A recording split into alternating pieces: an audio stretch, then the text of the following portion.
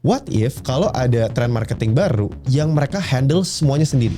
Namanya, Menurut lu UGC ini cuman tren doang atau memang bisa sustain untuk waktu yang lama oke. konsepnya?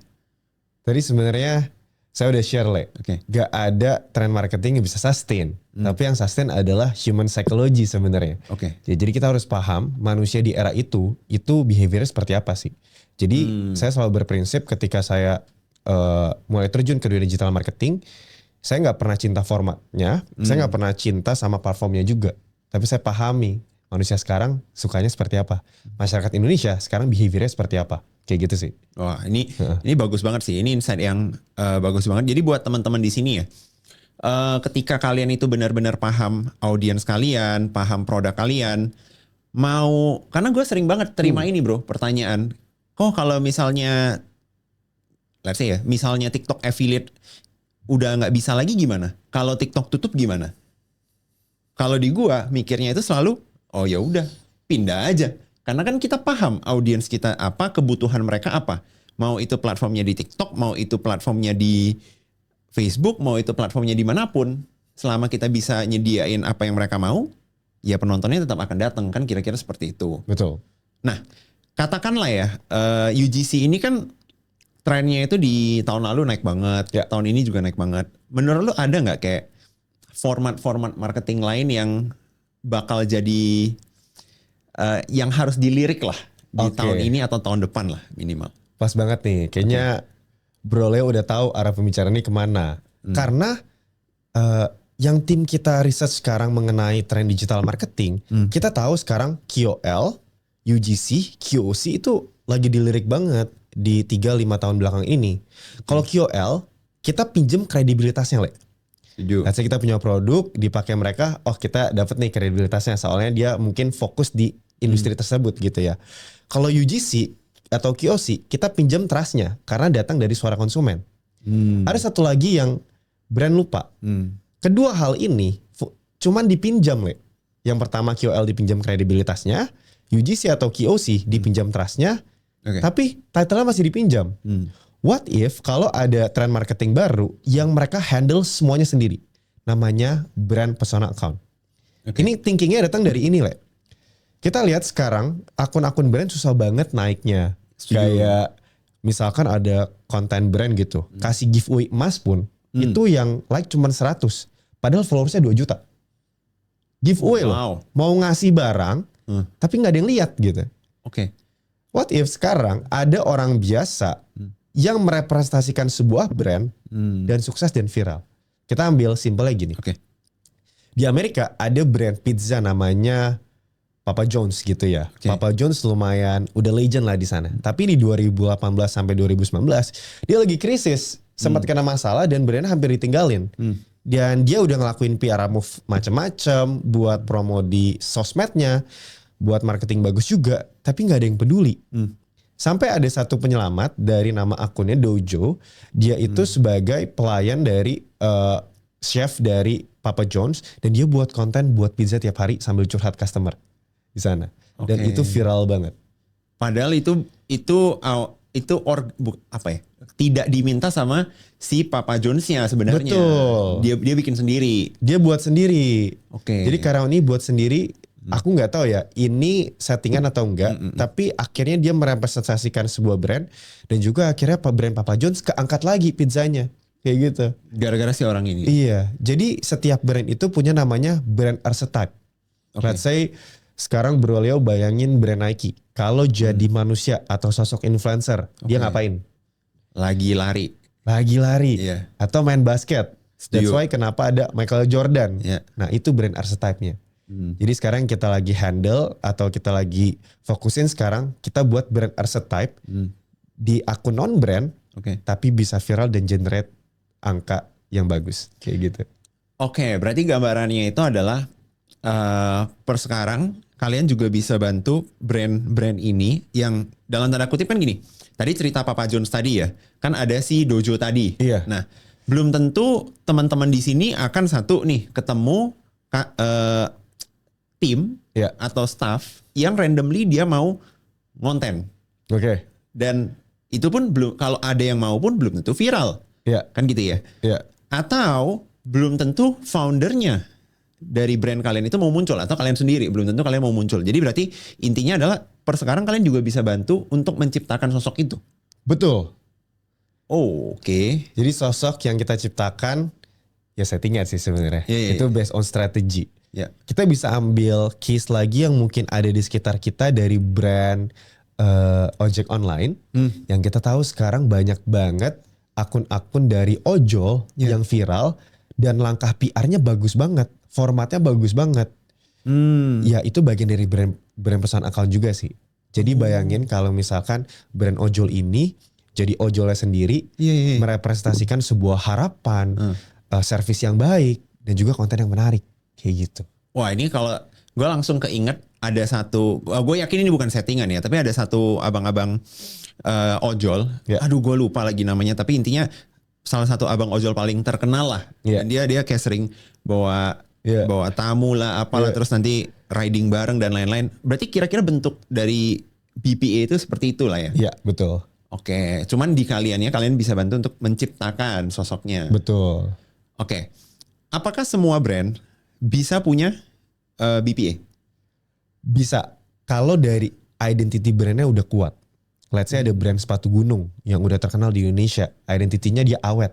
Nah kalau udah dapet trustnya itu bisa. Jadi BPA sebenarnya sangat efektif untuk brand yang udah sustain sebenarnya kayak gitu. Oke, kalau brandnya let's say yang UMKM banget, Yang baru banget 50-50. Oke. Karena kalau baru banget, kalau produk itu muncul di video akun non brand, ya udah orang nggak notice.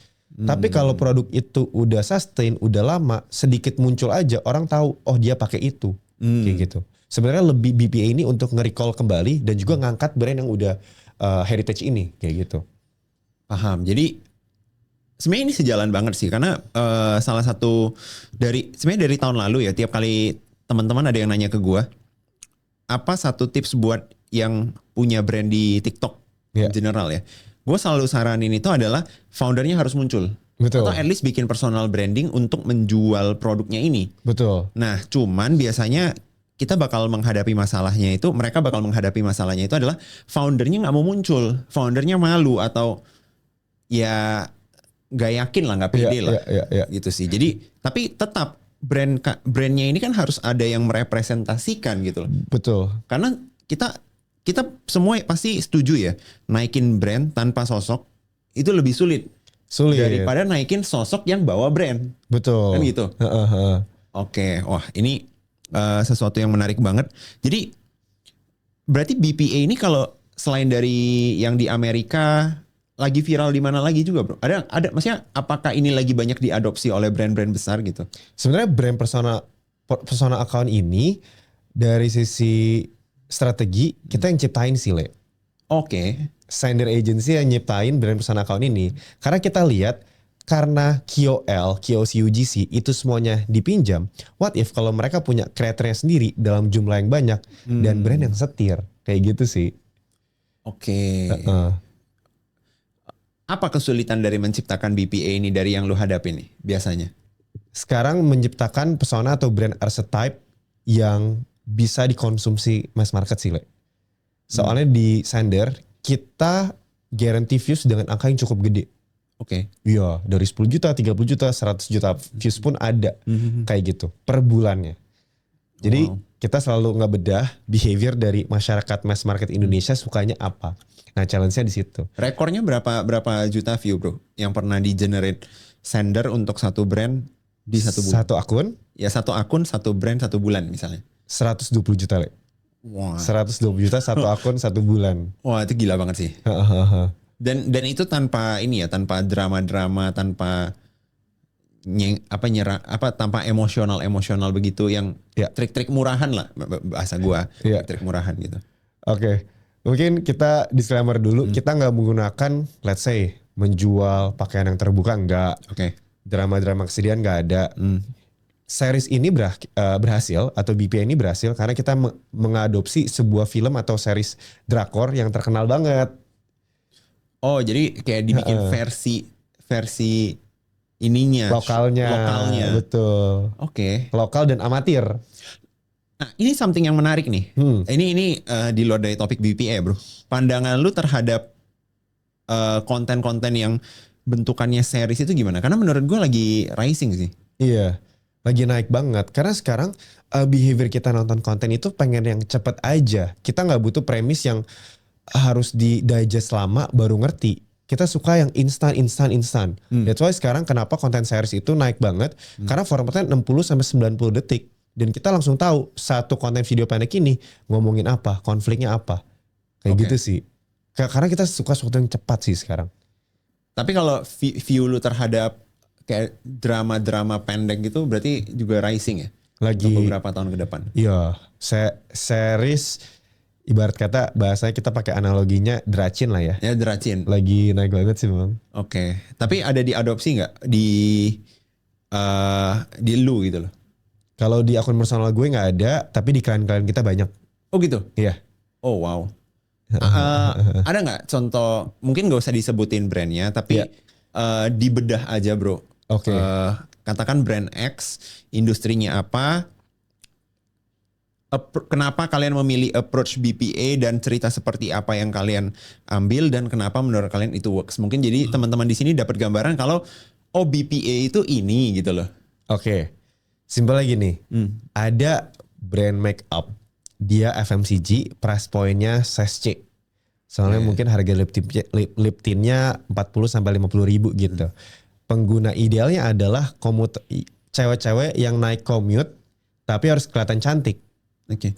Jadi kita buat sebuah BBA di mana ada wanita atau perempuan ini independent woman tiap hari naik commute tapi cantik dan dia selalu punya aspirasi atau narasi tentang independency of woman gitu ya. Kemandirian seorang wanita. Dan itu kita selalu shot dia curhat di atas KRL. Dia curhat kesehariannya di kantor kayak gimana di atas KRL. Tapi tetap cantik. Kayak gitu sih. Nah, pada akhirnya, nah ini gue lumayan penasaran. Pada akhirnya konten-konten dari si akun-akun BPA ini, orang itu notice nggak kalau itu representasi dari brand? As in, ya ini ya bahasanya settingannya brand. Atau orang-orang benar-benar yang nggak tahu, melihat dia hanya sebagai ya mbaknya aja gitu. Oke. Kalau misalkan kita bicara views atau target angka secara mass market, 80% atau 90% belum tahu ini strategi marketing. Mungkin 10% lainnya ada sentimen di mana mereka kerja di industri, mereka memang melek sosial media yang akhirnya tahu kalau ini marketing. Tapi balik lagi kalau komunikasinya positif, it's just a good marketing. Iya, setuju banget.